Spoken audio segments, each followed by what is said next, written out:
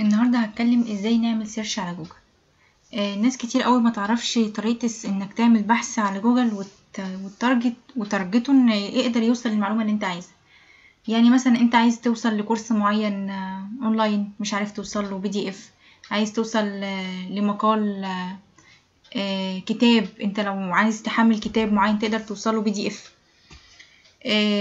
ده مش النقطة دي مش هتفيدك بس في التصدير، ده هتفيدك في التصدير، في الاستيراد، هتفيدك في التعليم لو انت عايز تعلم حاجة معينة. كمان لو انت عايز توصل، هتفيدك ازاي بقى في التصدير. انت عايز توصل لدولة معينة كسيرش، توصل لعميل معين، توصل لمنافس معين، بتخلي جوجل بتقدر تتحكم في جوجل انه ما يجيبلكش غير المعلومة بالظبط اللي انت عايزها، وده اللي هنشوفه مع بعض ان شاء الله. اكتب مثلا دور هاندلز،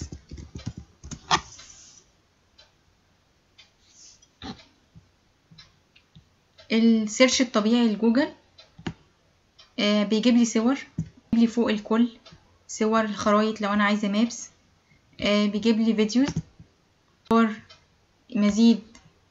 في بقى عندي الاعدادات اللي هي سيتنج، بلاقي فوق هنا تحت كده في بحث متقدم. عندي معلش عربي فالمفروض انجليش اصلا، المفروض دي تبقى ادفانسد سيرش.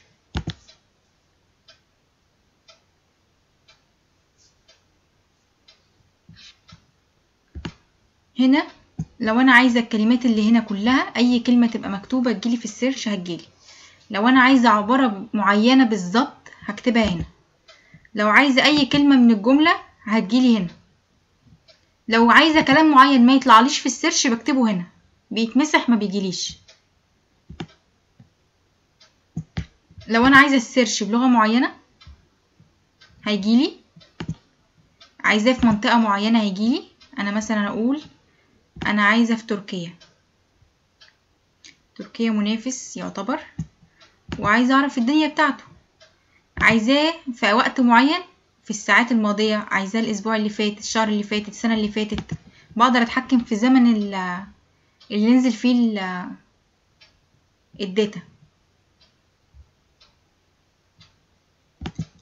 انا عايزاه في صوره PDF مثلا، واقول له بحث.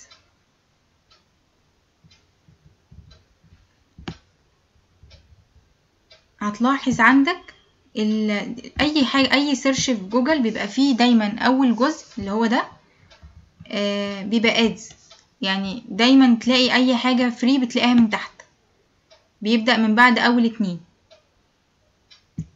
اهي PDF.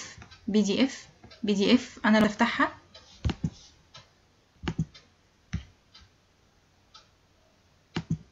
تركي، اختصار تركيا.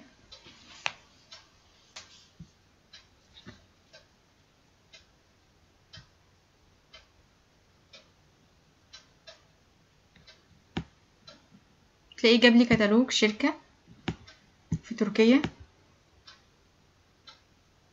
بتصميماتها بكل حاجة.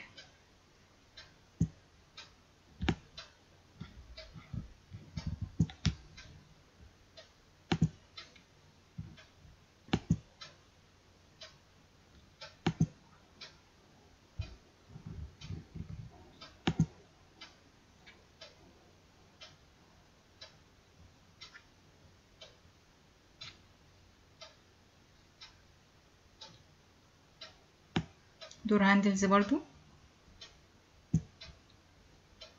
اي منتج انت بتبيعه انا عاملة كيس كده على اي منتج.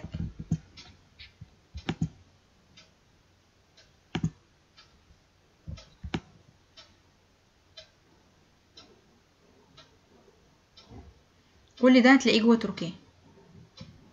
TR